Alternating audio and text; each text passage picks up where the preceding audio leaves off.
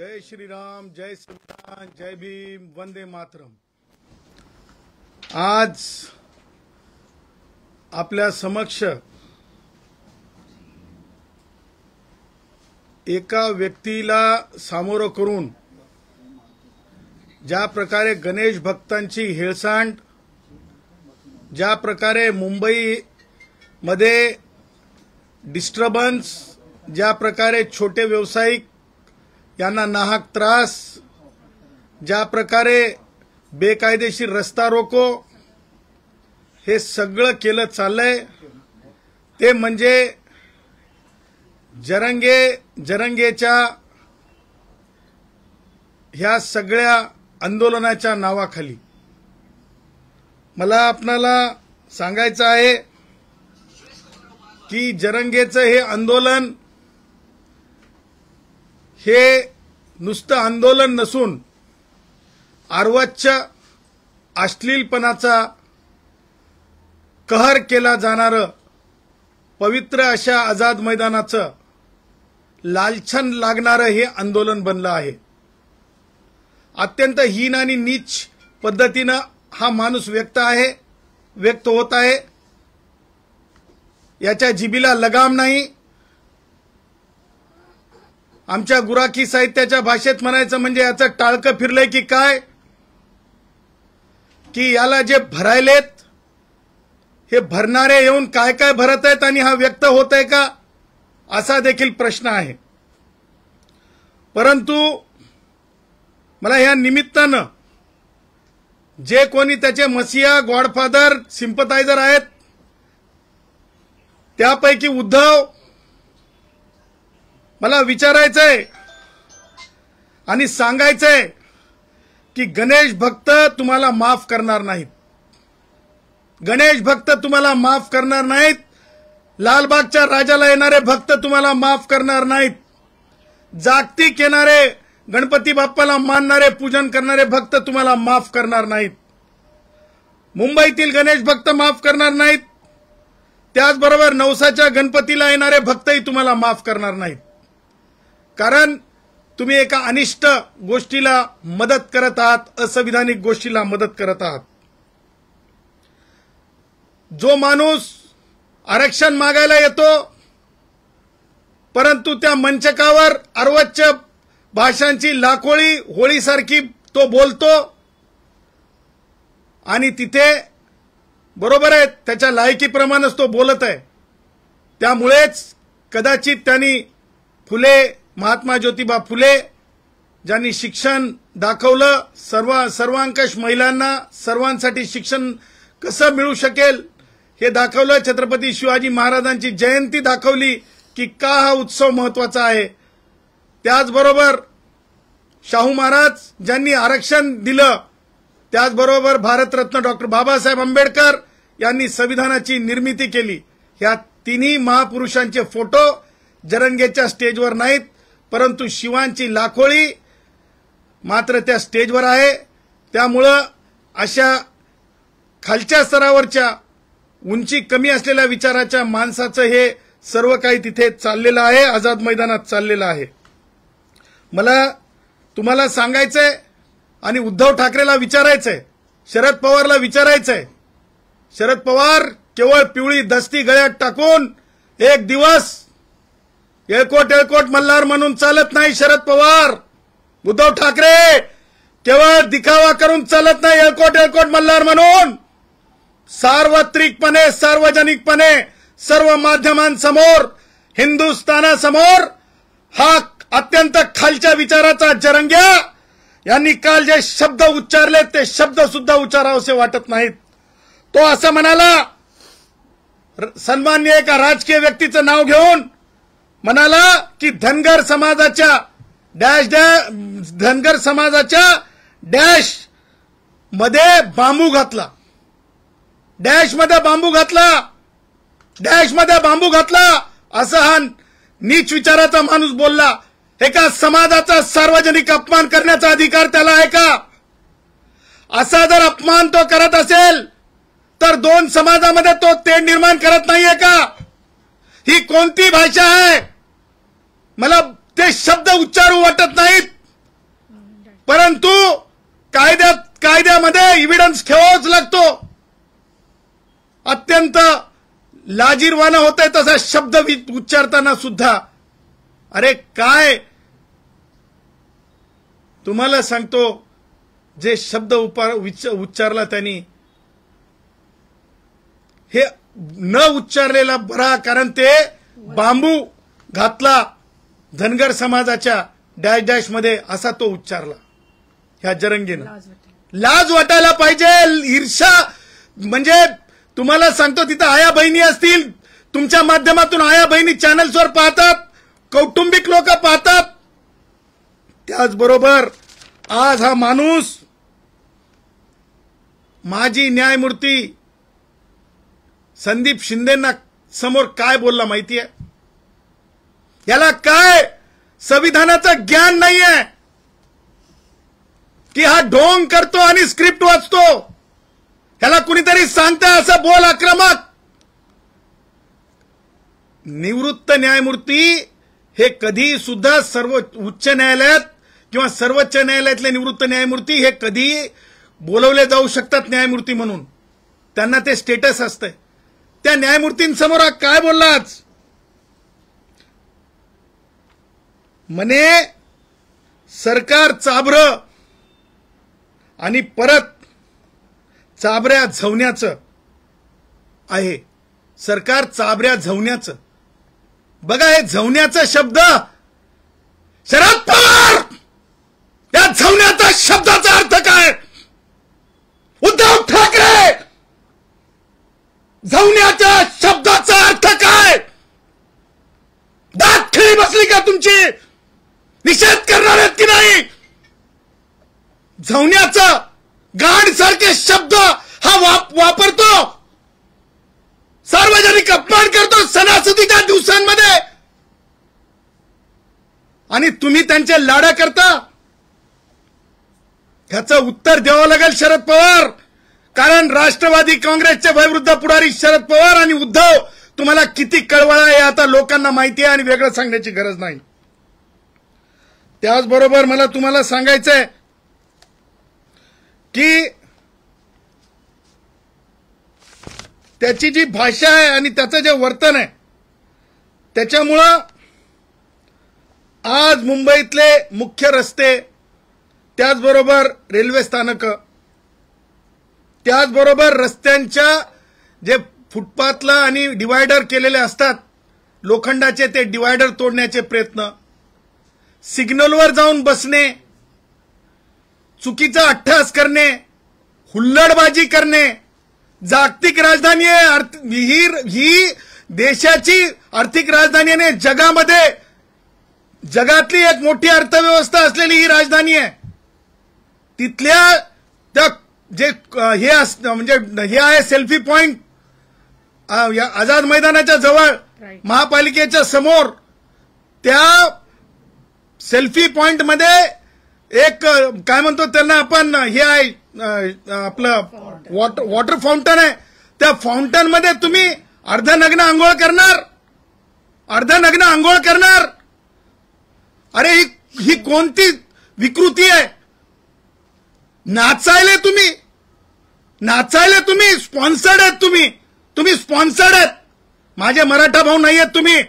तुम्ही स्पॉन्सर्ड कार्यकर्ते आहेत आणि तुम्ही लढाके आहेत.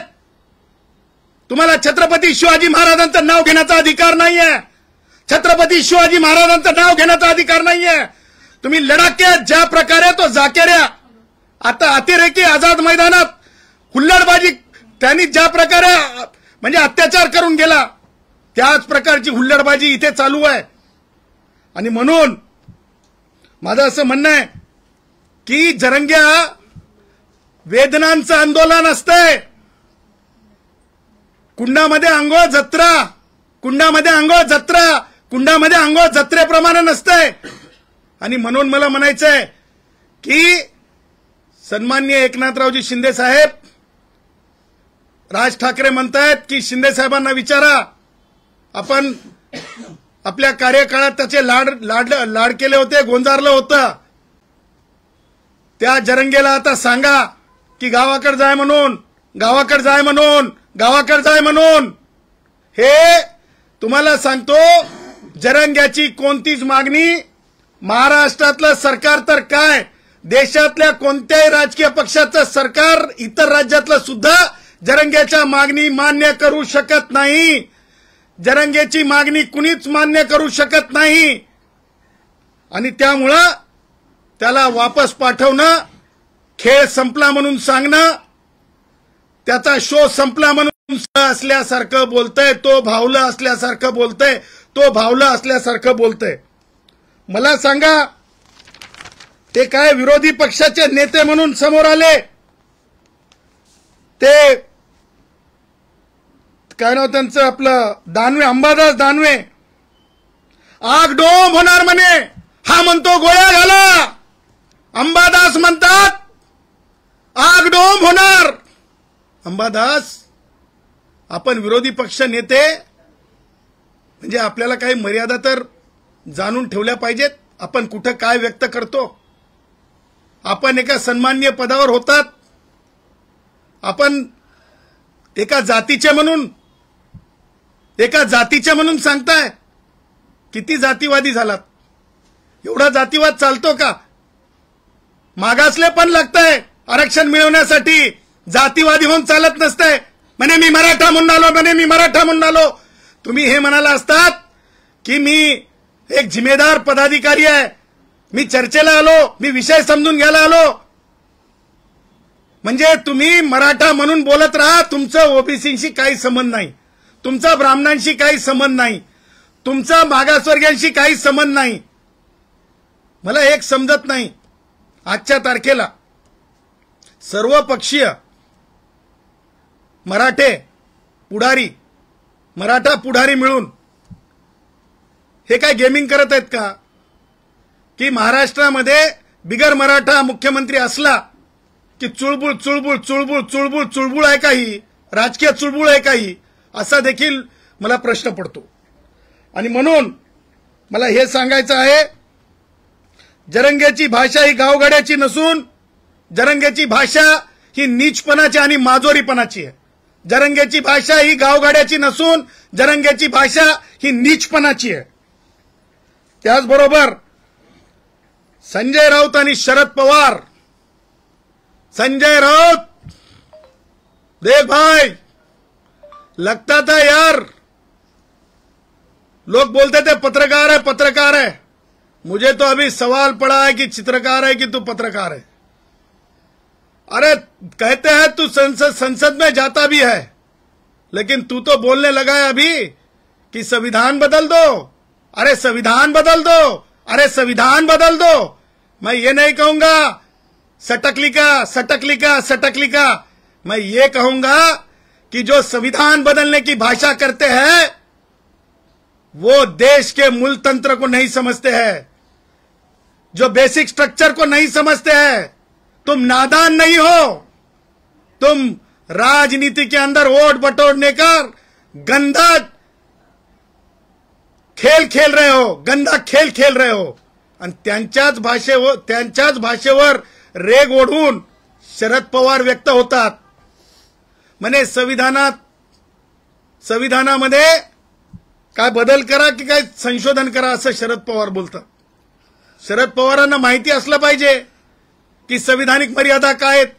भारतरत्न डॉक्टर बाबासाहेब आंबेडकरांचे जागा खुल्या किती राहाव्यात या बाबतीतलं त्यांचं मत काय. खुल्या जातीचं सुद्धा बाबासाहेब आंबेडकर हे रखवाले आहेत. आज जो संजय राऊत आणि शरद पवार भाषा बोलतो, मला आता प्रश्न पडला, ह्याच त्या औलादी होत्या का. अॅट्रॉसिटीचा कायदा रद्द करा म्हणून लोकांना पुढे करत होत्या, कारण संविधानातूनच अॅट्रॉसिटीचा कायदा निर्माण झाला होता आणि संविधानातूनच आरक्षणाचा कायदा निर्माण झालेला आहे. आणि आता यांचे दात खरे दिसायला लागलेत, दिसायला लागलेले आहेत. आणि हेच त्या औलादी होत्या वाटतंय जे पडद्याआड सामाजिक अत्याचाराची संबंधितला कायदा ह्या देशातच असू नये, राज्यातच असू नये, ह्याच्याकरिता पडद्यामागून खेळ खेळत होत्या काय. त्याच्यामुळं शरद पवारांना संजय राऊतनं जे म्हणलंय, संविधान बदला, संविधान बदला, याच्यावर काय उत्तर आहे हे विचारलं पाहिजे. मला हे म्हणायचं, उद्धव ठाकरेकडे जे काय उरले सुरले कार्यकर्ते आहेत, त्याच्यामध्ये धनगर असतील भाऊ, हटकर भाऊ असतील, त्याच्यामध्ये वेगवेगळे आमचे म्हणजे जे समाज आहेत, म्हणजे सुतार असतील, लोहार असतील, वडार भाऊ असतील, त्या सगळ्यांनी त्यांना विचारलं पाहिजे, त्यांना बोलतं केलं पाहिजे. कारण हे गुमरांगीन नाही, हे फसवा फसवी आहे. मराठा भावांची फसवा फसवी आहे. यांना माहिती आरक्षण देता येत नाही, यांना माहिती आरक्षण देता येत नाही, पण मराठा भावांची फसवा फसवी आहे. त्याचबरोबर ओबीसी भावांची सुद्धा फसवा फसवी आहे. हे फसवा फसवीचा खेळ खेळत आहेत, हे फसवा फसवीचा खेळ खेळत आहेत.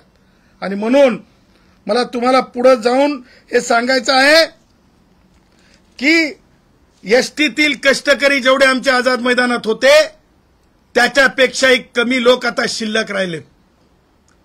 त्याच्यामुळे मला असं वाटतंय की जरंगेच्या माजोरीपणाच्या भाषेला कायद्यासमोर जरंगेला मोठं समजू नये.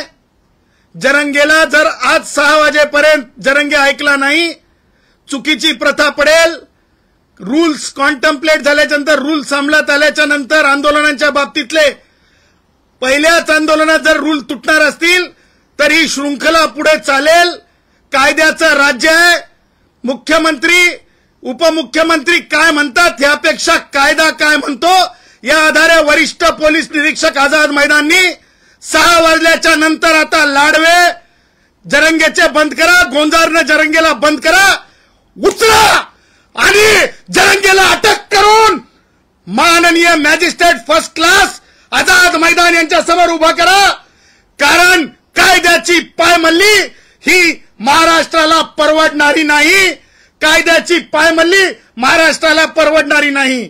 आपण बघितलं असेल, जाणून बुजून काही लोक रस्ता रोको करून पोलिसांची उज्जत घालत आहेत. त्यांना माहिती आहे की आता लोकांनी पाठ फिरवलेली आहे. लडाके असतात की नाही, लडाके जसे त्या जाकीर नाईकचे असतात त्या टाईपचे काही माझे मराठा भाऊ कार्यकर्ते नाही आहेत. हे पॉलिटिकल लडाके आहेत. हे पॉलिटिकल लडाके पोलिसांची उज्जत घालतात, गाड्यावर बसतात आणि पोलिसांमध्ये आक्रमकता आणावी, पोलिसांना एक ऍक्शन मोडमध्ये यावं आणि त्याच्यातून काहीतरी अॅग्रेशन व्हावं.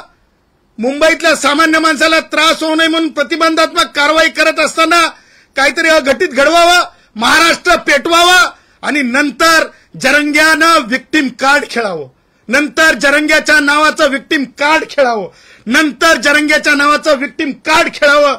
असं हे सगळं जे आहे हे एकूण शोषण करण्यासाठीचं आरक्षण मागणं आहे.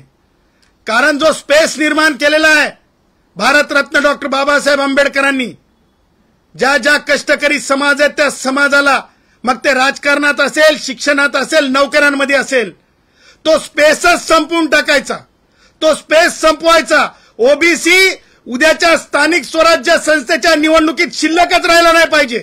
कुडमुड्या जोशी ब्राह्मण जो भटकंती करतो तो सुद्धा शिल्लकच राहिला नाही पाहिजे. त्याचबरोबर जे काही छोटे मोठे म्हणजे मायक्रो ओबीसी आहेत, सुतार भाऊ असतील, हे छोटे छोटे मग आमचे म्हणजे गोसावी भाऊ असतील, ते कोणत्याच ग्राम न्यायालयामध्ये ग्रामपंचायतीमध्ये दिसूच नये. हे अशा प्रकारचं सगळं कुभांड चालवलेलं आहे. न्यायमूर्ती संदीप शिंदेंना बोलताना जरंगे म्हणाला, तुम्ही एवढे महिने काय शिकलात? अरे जरंगे माननीय उच्च न्यायालयाचे न्यायमूर्ती होताना काय काय स्वतःची ऑनेस्टी आणि काय कशा प्रकारचं स्वतःचं चारित्र्य ठेवावं लागतंय त्या माननीय न्यायमूर्तींसमोर अर्वच्च भाषा बोलत होता. आणि ते न्यायमूर्ती मात्र मला हताश झालेले दिसले. ते मान हलवत होते. हा म्हणत होता की गॅझेटर डिक्लेअर करा, कुणबी मराठा एक करा, हा जरंग्या म्हणत होता. परंतु न्यायमूर्तींमध्ये ती हिंमत असायला पाहिजेत होती जे ते बेंचवर बसून उच्च न्यायालयामध्ये म्हणायचे नो, करता येत नाही, सर्वोच्च न्यायालयाचं बंधन आहे. परंतु तसं न्यायमूर्ती बोलताना दिसत नव्हते. याच्यातून लक्षात येतंय की कशा प्रकारचं जाती अंध राजकारण जरंगेनं चालवलंय. त्या पुढे जाऊन जरंगेची दुखती रग सांगतो मी तुम्हाला. गुन्हेगारीच्या केसेस मागे घ्या म्हणायलाय जरंगे. ह्या त्या केसेस आहेत. माननीय सुप्रीम कोर्टानं अशा केसेस मागे घेण्यावर बंधन घातलेलं आहे. अशा केसेस मागे घेण्यावर बंधन घातलेलं आहे. त्यामुळे महाराष्ट्र शासनाला मी सांगतो, पोलिसांच्या वर्दीला हात लागलेले, पोलिसांच्या डोक्यातून रक्त पडलेले, पोलीस महिला धारातीर्थ पडलेल्या, पत्रकारांनी पोलीस उपअधीक्षक दर्जाच्या लोकांना वाचवलेले, ह्या केसेसमध्ये जरंगेच्या ऐकून केसेस वापस घेतल्या तर न्यायालयामध्ये तो शासनाचा निर्णय घेऊन उभे राहूत. हे डंके की चोट पे आम्ही सांगत आहोत. त्याचबरोबर जर जरंगेच्या म्हणजे अनिष्ट प्रथेमुळं, जरंगेमुळे काही लोकांच्या आत्महत्या झाल्या असतील किंवा काही लोक ज्यांना जीव गमावला असेल या जरंग्यामुळं, तर जरंगे म्हणतो की नोकऱ्या द्यावं लावा, तर मग नोकऱ्या लावा लागतील. विद्यापीठांच्या नामांतरापासून डॉक्टर बाबासाहेब आंबेडकर मराठवाडा विद्यापीठाच्या नामांतरापासून खैरलांजीपासून जे जे शहीद झाले सगळ्याच आंदोलनाच्या लोकांना नोकऱ्या द्याव्या लागतील. आणि त्यामुळं जरंगेसाठी विशेष कायदा असू शकत नाही. सरकार भारतीय संविधानाच्या आर्टिकल 14च्या विरुद्ध जाऊन वागू शकत नाही. सरकार पांगळं होऊ शकत नाही आणि विरोधक सुद्धा तशा प्रकारची मागणी लावून धरा म्हणू शकत नाहीत. हा सगळा जे आहे चुकीच्या पायंडा पाडत चाललेला माणूस आहे. तेव्हा ह्या मागण्या आरक्षणाच्या संबंधातली असतील ते मान्य होऊ शकत नाहीत. आंदोलन सुद्धा आटपतं घ्यावं आणि याला याच्या गावाकडे धाडावं, कायदेशीर धाडावं, अशी देखील मी आपल्या माध्यमातून मागणी करतो. त्याचबरोबर मला आपणाला सांगायचं आहे, कोर्ट कशासाठी म्हणतो, कोर्ट कशासाठी म्हणतो म्हणजे गंभीर अपराधांच्या बाबतीमध्ये यांनी कोर्टाला सुद्धा टेकन टू बी ग्रँटेड घेतलंय. शिंदे साहेबांच्या समोर, माजी न्यायमूर्ती शिंदे साहेबांसमोर कोर्ट कशासाठी म्हणतो 2 मिनिटात करून टाका. अरे जरंगे, एकरभर असते की नाही, निंदायला सुद्धा की नाही 2 मिनिटात होत नसते. निंदन म्हणतात, फवारणी सुद्धा होत नसते 2 मिनिटात. आणि भेगी ढोरं वळल्याच्या नंतर दिवस मावळत नसतंय. हे जे तुझ्या डोक्यात भरलंय ना, हे राष्ट्रवादी काँग्रेसचे वयोवृद्ध पुढारी शरद पवारांचे विचार असतील किंवा उद्धवचे असतील, हे सब नहीं चाले. जल्दी से कानून को एनफोर्स करो, इसका लाड़ बंद करो और इसको इसके गांव को भेजो, इसको इसके गांव को भेजो भाई. बम्बई को खुला करो, गणेश भक्तों के साथ न्याय करो. जो गणेश भक्तों के साथ न्याय नहीं करेगा, उद्धव ठाकरे तुझको याद करेगा बम्बई. उद्धव ठाकरे तुझको याद करेगा बम्बई. उद्धव ठाकरे तुझको याद करेगा बम्बई. आणि म्हणून लवकर कारवाई करावी अशी मी आपल्या माध्यमातून मागणी करतो. शरद पवार असं म्हणतात आहे की 72% जसं तामिळनाडूमध्ये आरक्षण आहे तशा पद्धतीचा जर घटनेत बदल केला तर मराठा समाजाच्या आरक्षणाचा प्रश्न मिटू शकतो. मला सांगा, शरद पवार 10% आरक्षण अगोदरच दिलंय, ते न्यायप्रविष्ट आहे.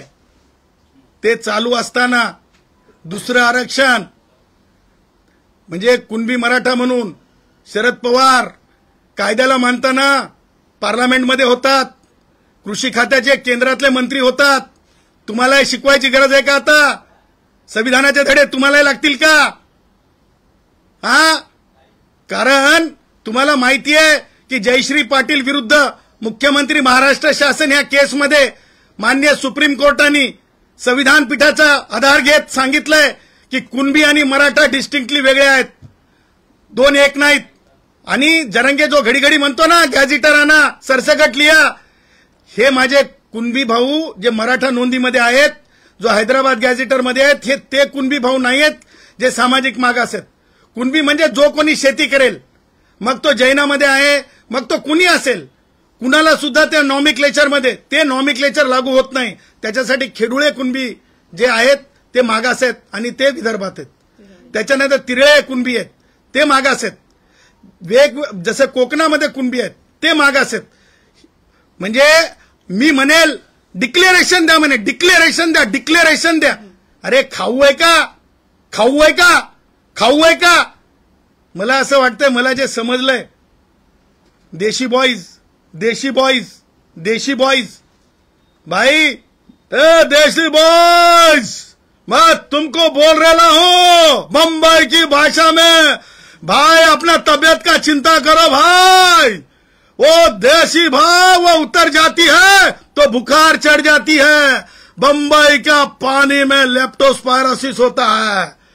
खुद का ध्यान रखना, क्योंकि जरंगे तो देखा है ना आपने, स्टेज लगा के आराम से बैठा है और बाजू में कूलर भी लगाया है। कूलर लगा है बा जरंगे, तू न तो खुद तो साला कूलर के अंदर बैठा है, बम्बई के भाषा में बोल रहा है, लोग पानी में भीग रहा है। हम ये तो नहीं कहेंगे, हम याद करेंगे शिंदे साहेब को, एकनाथराव जी शिंदे साहेब को। हम ये तो नहीं कहेगा, याद करेगा एकनाथराव जी शिंदे साहेब को। हम ये तो नहीं कहेगा खजूर खाता है क्या, खजूर खाता है क्या, मीठा मीठा खाता है क्या, मीठा मीठा खाता है क्या, ये हम ये नहीं कहेगा।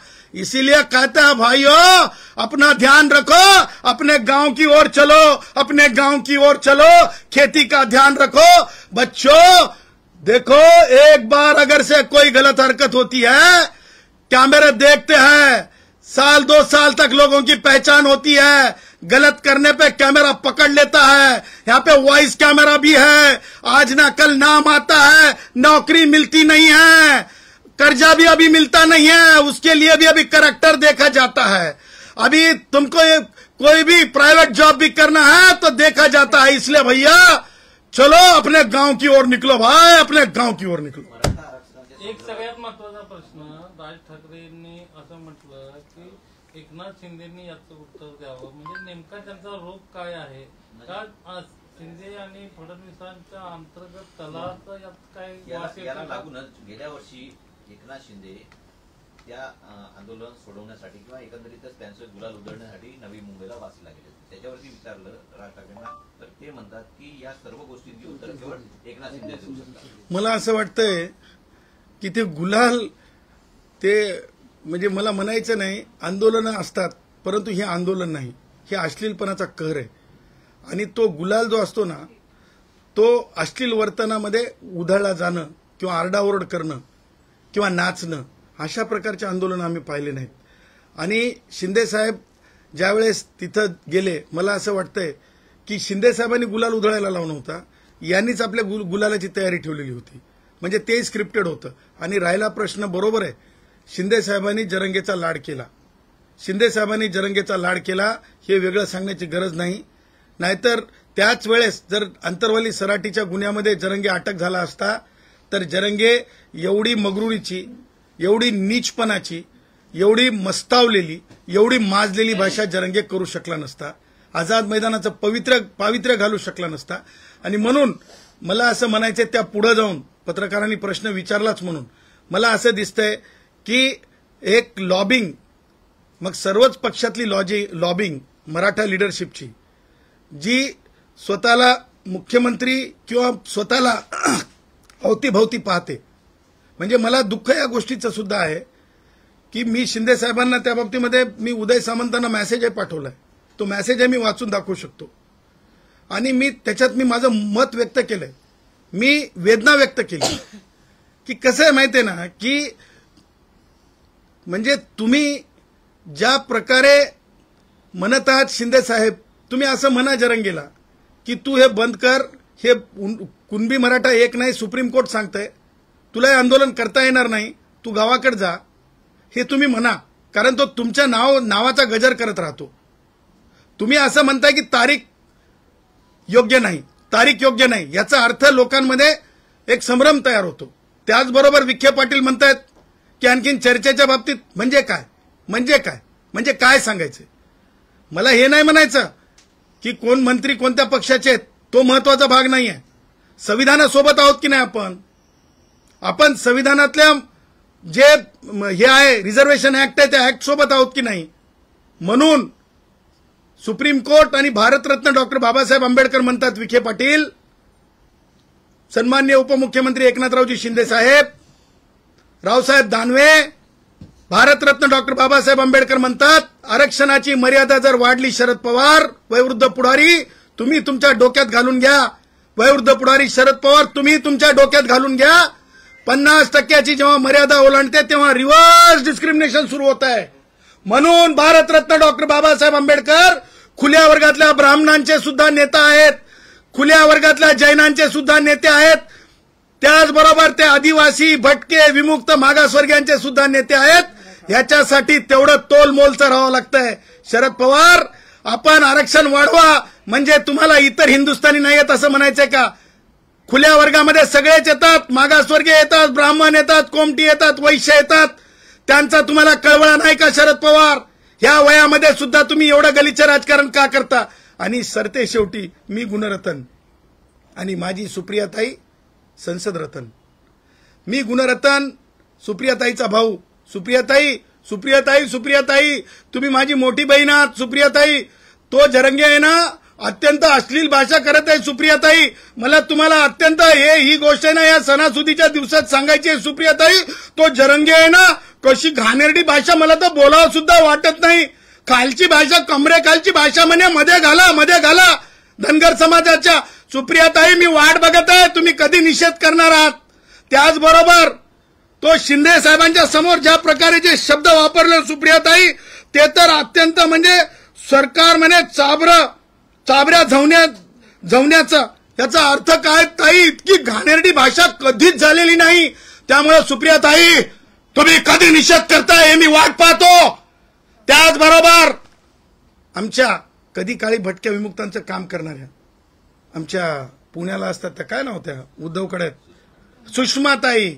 सुषमाताई, तुम्ही कधी निषेध करणार आहात? हे चालतंय का? हे चाले क्या? हे अत्याचाराचं लक्षण आहे की नाही? हे अत्यंत माजोरीपणाचं लक्षण आहे की नाही याचं जरंगेचं? आणि आमच्या त्या काय नाव त्या चव्हाण, विद्या चव्हाण ताई, याचा निषेध तुम्ही करणार आहेत की नाही? वाढ बघायला लागलो, वाढ बघायला लागलो, वाढ बघायला लागलो. त्याचबरोबर ज्या तरुण युवती आहेत, ज्या भारताचं भविष्यामध्ये चांगलं काम करू शकतील, सक्षना सलगर ताई असतील माझी बहीण, त्याचबरोबर त्या दुसऱ्या एक आहेत काय आपल्या त्या हिंगोलीच्या, जे मला दादा दादा म्हणतात, जे अयोध्या ताई, तुम्ही दोघी सुद्धा निषेध करणार आहेत की नाही? अरे मागणी वेगळी गोष्ट आहे, पण अशा प्रकारचं वर्तन, अशा प्रकारचं भाष्य तुम्ही त्या आझाद मैदानात असताना खपवून कसं घेऊ शकता? त्याच्यामुळे तुम्ही या बाबीचा निषेध केला पाहिजे. जरंगेने हे शब्द मागे घेतले पाहिजे, जरंगेने माफी मागितली पाहिजे, याचा बंदोबस्त करा असं मी या दोन्ही बहिणींना मी सांगतो. 13 महिन्यांपासून वेळ दिला, आता 1 मिनिटही देणार नाही, उद्या सकाळपर्यंत प्रमाणपत्र हातात द्या, थेट आव्हान दिलंय. कायद्याचं राज्य आहे. आजोबाला प्रमाणपत्र मिळालं तर नातवाला सुद्धा सिद्ध करावं लागतंय. माधुरी पाटील विरुद्ध कास्ट स्क्रुटिनी कमिटी, सुप्रीम कोर्टाने दिलेली जजमेंट आहे. जरंगेला काय करणार आहे कायदा? शरद पवारांनी तरी समजून घेऊन जरंगेला जाऊन सांगावं. त्याच्यामुळे ऐसा कुछ नहीं होने वाला. ये क्या समझा है भैया? दूध वाले भैया का दुकान है क्या? गया भैया, ए भैया आधा लीटर दे दे, 1 लीटर दे दे, पाव लीटर दे दे, ये नहीं चले, ये नहीं चले. इसे संविधान कहते हैं. संविधान के सामने ऐसा कोई नौटंकी नहीं चलता और सरकार इस तरह से कोई भी बांटने का सडवीट काम नहीं कर सकता. उसके लिए एफिनिटी, उसके लिए एफिनिटी के साथ साथ जो है कई सारे प्रक्रियाओं में से जाना पड़ता. त्याच्यामुळे ते प्रमाणपत्र मिळणार नाही. तशा प्रकारे प्रमाणपत्र देता येणार नाही. हे आम्ही डंकेची चोट पे सांगतो. जरंगेच्या मागण्या मान्य होऊ शकत नाहीत. जरंगेच्या या मागण्यांवर शासन निर्णय होऊ शकत नाही.